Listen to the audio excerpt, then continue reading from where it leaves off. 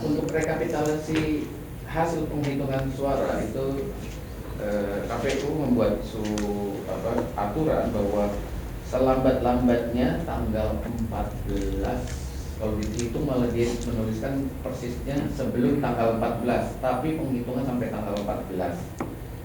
Itu yang kita lakukan pada pemilihan legislatif. Kita tanggal 15 masih boleh ada jika ada orang yang memberikan surat suara seperti pada yang lalu, pada tanggal 14 masih boleh menyerahkan.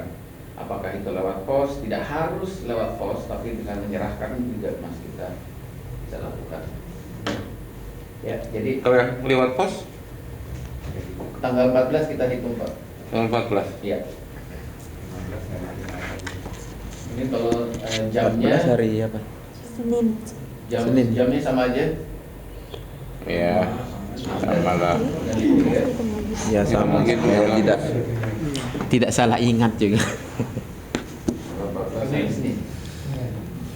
Berarti surat sampai itu tanggal 14 masih kita terima. Full ini hari Rebo. Ya, seperti kemarin lah. Besok Jumat datang lagi.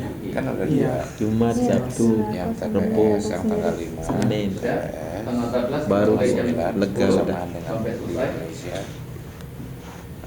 Nah, Bapak Ibu sekalian, ada sedikit yang dua kali kita buka. Lewat pos. 14.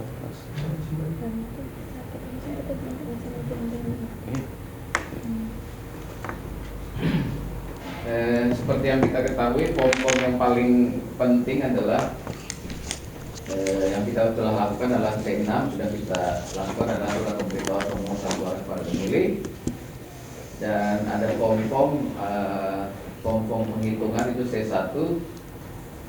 Sebagai informasi, C1 sekarang itu kita tidak diberikan hologram, tapi kertasnya itu sudah berhologram. Jadi itu untuk menghindari adanya kecurangan atau bagaimana, saya tidak tahu, tapi itulah yang terjadi. Walaupun begitu, KPU memberikan saya 3 hologram untuk menjaga-jaga tiba-tiba surat itu atau kertas itu rusak. Jadi itulah yang kita dapat, dan kemarin saya dapatkan pada waktu di Swiss kemarin.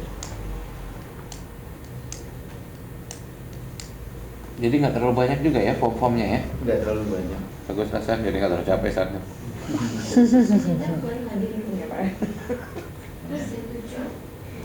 habis jarimu indah pasti. Lagi ke Lancaster. Memang ada sekarang data Besok. pemilih ini, kalau kita lihat di sini.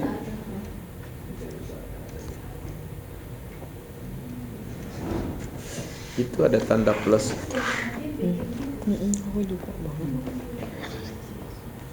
Jadi ini hampir sama persis kalau kita membagi nanti setiap TPS. Itu kan ada DPT-nya. Itu ada tanda DPT itu zoom-nya. sebetulnya seharusnya DPT itu per TPS. Apa yang kita lakukan pada pemilu legislatif kemarin, kita membagi per TPS berdasarkan abjad. Ya. Nanti mungkin kita akan lihat begitu juga. Daftar hadir yang saya tuju PPWP ini, sebagai informasi, kenapa sekarang semuanya formulir tulisan PPWP itu adalah pemilihan presiden dan wakil presiden. Itu nanti kita hampir sama dengan daftar pemilih tetap yang akan kita keluarkan per TPS. Untuk lebih jelasnya, saya merasa bahwa nanti pada TPS 1 ada TPS di mana di ruangan ini itu adalah punya kapasitas yang lebih besar.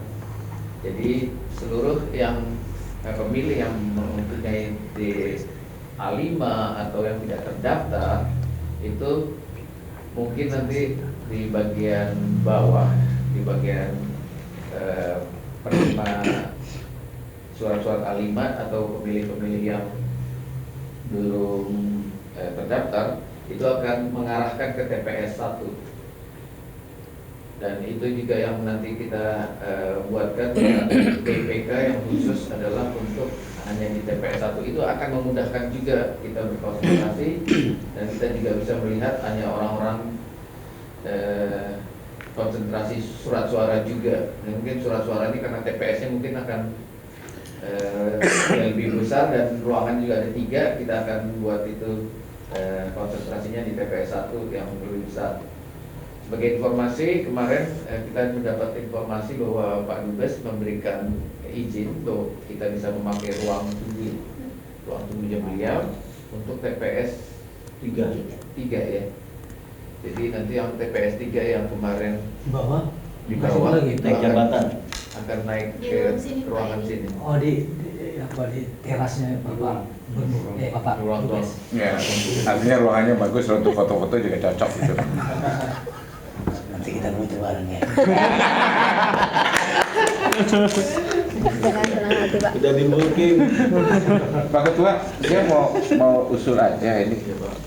Kalau yang kasus-kasus ya, kalau untuk menghadapi yang kasus-kasus, apa ada baiknya kita sediakan satu ruangan di bawah itu di ruang batik, Mbak Heni, di ruang batik.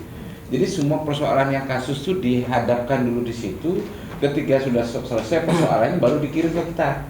Nah itu untuk memperlancar. Ya, itu Adalah satu orang dari PPLN situlah untuk menangani yang kasus gitu. Itu kan kemarin di legislatif juga kita lakukan. Saya yang melakukan itu dibantu dengan Rosi dan Novi. Tapi untuk pemilihan presiden ini, saya akan membuat satu strategi yang baru adalah kemarin kan untuk di TPS 2 Pak Orban sama Bukara. Saya akan minta Bukara akan menemani saya. Jadi satu TPS dan satu PPLN yang koordinasi. Saya nanti Bukara melihat saya rencanakan pendataan itu ada 3 orang minimal. Jadi nanti dilihat dari situ karena saya lihat banyaknya orang tanpa kita ketahui tiba-tiba mau mendaftar. Saya sudah antisipasi paling tidak 3 ditambah saya berdua. Jadi ada 5 orang yang akan menghandle itu.